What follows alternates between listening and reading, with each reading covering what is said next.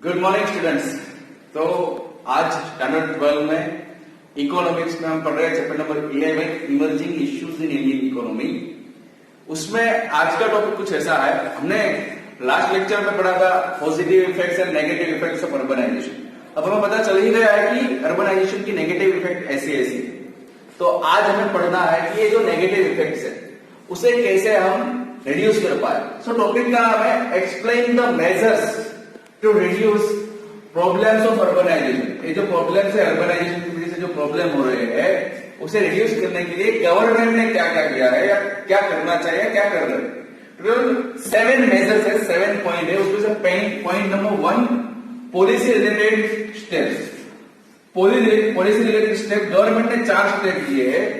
सबसे पहला स्टेप ऐसा है कि गवर्नमेंट ने ऐसा कंट्रोल डाला, government impose control on setting up of new industries in cities population is far more than 10 lakh। मतलब जिस सिटी का पॉपुलेशन 10 लाख या उससे ऊपर है, गवर्नमेंट ने उसके ऊपर कंट्रोल डाला कि यहाँ पे आपको न्यू इंडस्ट्री सेट करनी है तो ऐसे ऐसे कंट्रोल से या फिर ये इंडस्ट्री आप यहाँ पे डाल सकते नहीं। तो इंडस्ट्री सेट नहीं होगी तो पॉपुलेशन भी वहां पे इंक्रीज होगा नहीं, right. Number 2 encouragement to small size towns. ऐसे छोटे छोटे टाउन्स है, गवर्नमेंट उससे एनकरेज करती है, उसे डेवलप करने के लिए हेल्प करती है कि वो स्मॉल साइज टाउन बड़े हो, ताकि कोई एक शहर में पॉपुलेशन कंसंट्रेटेड ना हो, हर एक टाउन में छोटे छोटे टाउन में वो स्प्रेड हो जाए, right. Number 3 is a policy adopted in big city. मतलब गवर्नमेंट ने ऐसी पॉलिसी अडॉप्ट करी है कि इस पॉलिसी को अडॉप्ट करने के बाद जो बिग सिटीज है वो और बिग नहीं होगी, राइट, और जो small and medium size town है वो डेवलप होगी। तो गवर्नमेंट ने ऐसी पॉलिसी अडॉप्ट करी है कि जो बिग सिटीज है do not become bigger but small and medium size town can develop, right. Number 4 government ने ऐसी एक पॉलिसी डाली है, गवर्नमेंट क्या करती है कि जो बड़े सिटी है बड़े बड़े उसके बाजू में सैटेलाइट टाउन सेट करेंगे। अब ये सैटेलाइट टाउन क्या होते हैं आपको पता है, सैटेलाइट क्या होता है। मेन जो हमारा ग्रह है उसके बाद मतलब सैटेलाइट आपको पता ही है, राइट, मंगलयान वगैरह। तो गवर्नमेंट ने क्या करा, बिग सिटीज के बाजू में सैटेलाइट टाउन सेट करवाए। सैटेलाइट टाउन का मतलब क्या होता है, वो connected to metropolitan city, but ये सैटेलाइट टाउन हर एक तरीके से कैपेबल होती है, अपने आप ही सब मैनेज करती है। मतलब ये सिटीज में ही सब कुछ डेवलप होता है। सैटेलाइट टाउन किसी के ऊपर डिपेंडेंट रहने की जरूरत है नहीं, आप स्मार्ट सिटी भी बोल सकते हो, राइट। उसके बाद number 2 increasing employment opportunity. Government क्या करती है,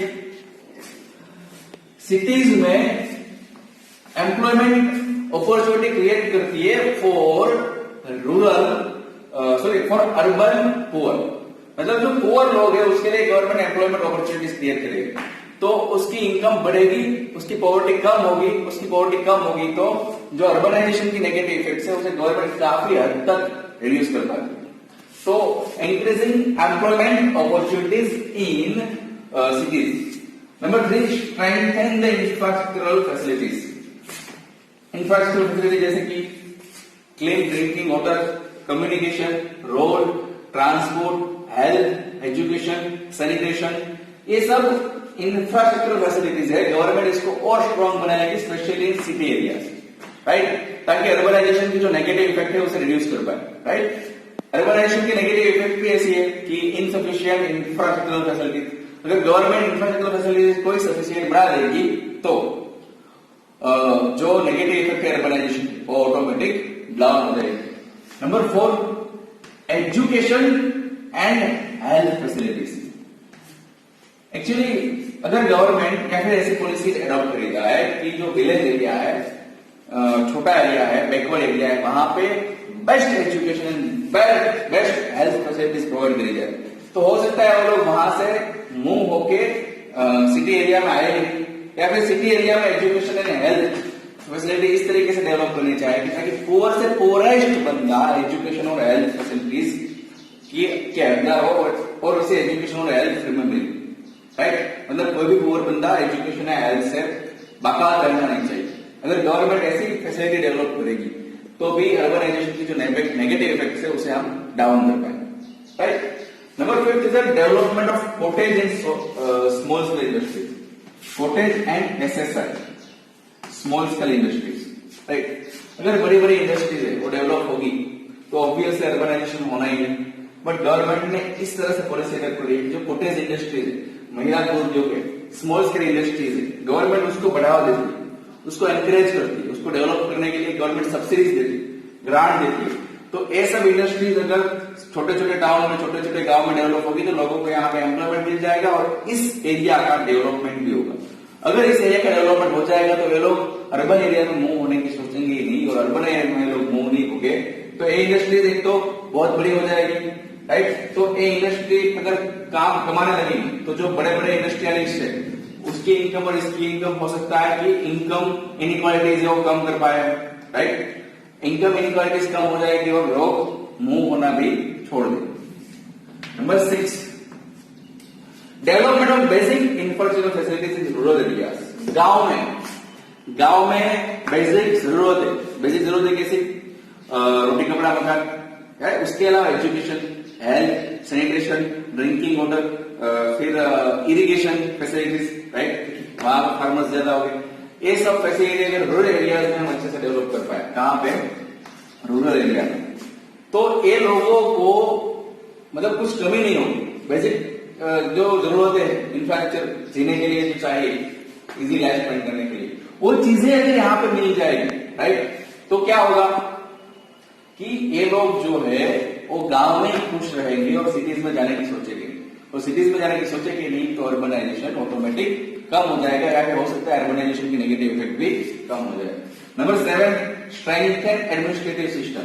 हमने जब अर्बनाइजेशन के नेगेटिव पॉइंट्स पढ़े थे तब हमने पढ़ा था कि लॉ एंड ऑर्डर है, राइट, उसके लिए अर्बनाइजेशन बहुत बड़ी समस्या है।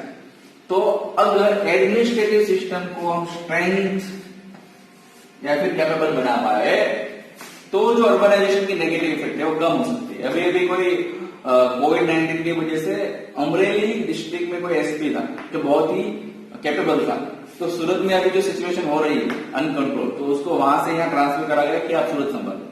ये क्या होगा? एडमिनिस्ट्रेटिव सिस्टम क्या होगी? Strengthen, right. तो कंट्रोल करने के लिए एडमिनिस्ट्रेटिव सिस्टम भी स्ट्रॉन्ग बनानी पड़ेगी। उसके अलावा गवर्नमेंट बहुत सारे मनरेगा है, right, Mahatma Gandhi national rural employment guarantee scheme, आपको एम्प्लॉयमेंट देती है गवर्नमेंट। उसके अलावा गवर्नमेंट कॉटेज बनाती है, राइट, पक्का मकान बनाती है गरीब लोगों के लिए, लोगों को रहने के लिए। तो ये लोगों को बहुत सारी फैसिलिटी ऑलरेडी गवर्नमेंट प्रोवाइड कर रही है, राइट। तो ये सब क्या कर रही है गवर्नमेंट? इसलिए ये सब प्रोवाइड कर रही है कि जो पॉजिटिव इफेक्ट है वो ज्यादा इफेक्टिव हो, नेगेटिव इफेक्ट की इफेक्ट कम हो, और अर्बनाइजेशन की वजह से जो प्रॉब्लम्स है वो सब डाउन हो जाए, राइट। तो टोटल 7 मेजर्स है to reduce problems of urbanization. पहला है पॉलिसी रिलेटेड, तो गवर्नमेंट ने इस तरीके से पॉलिसी बनाई। Satellite town most important question है, आप देखना दोबारा के बारे में गूगल में देखना, सैटेलाइट टाउन के बारे में गूगल में देखना, right. Number 2, increasing employment opportunities. Number 3, strengthen the infrastructure facilities. Number 4, education and health services. Number 5 is the development of cottage and small scale industries. Number 6 is the development of basic infrastructural facilities in rural areas. And number 7, strengthen the administrative system. Right? तो यहाँ पे ये topic खत्म होता है। आज के लिए इतना ही। Thank you for the day.